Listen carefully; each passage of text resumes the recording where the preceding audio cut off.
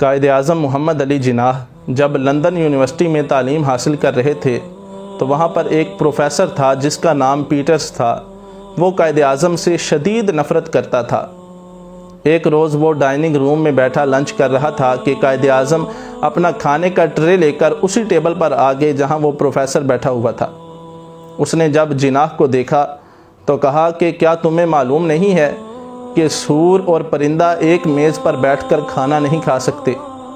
جناح نے جب یہ سنا تو بڑے پر اطمینان لہجے سے جواب دیا کہ آپ پریشان نہ ہوں، I will fly to other table۔ Professor نے جب یہ بات سنی تو اس کو شدید غصہ آیا اور انتقام لینے کی ٹھان لی۔ اگلے روز قائد اعظم کو کلاس میں سوال کرتا ہے کہ اگر آپ کو راستے میں 2 بیگ ملیں، ایک بیگ میں دانائی ہو اور دوسرے بیگ میں دولت ہو، تو آپ کس کو اٹھائیں گے؟ قائد اعظم نے بغیر کسی ہچکچاہٹ کے کہا کہ میں دولت والے بیگ کو اٹھا لوں گا۔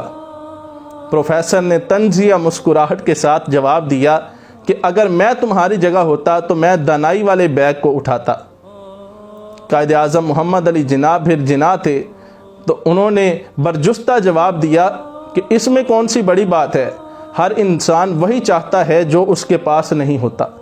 اللہ اکبر۔ یہ تھی قائد اعظم کی ذہانت، اور پھر اسی ذہانت اور فطانت کا نتیجہ تھا کہ قائد اعظم محمد علی جناح نے کڑی محنت اور جہد مسلسل کے ساتھ اس ملک پاکستان کو حاصل کر کے مسلمان قوم کو دیا، جس میں وہ اپنی عبادات کو آسانی کے ساتھ ادا کر سکیں۔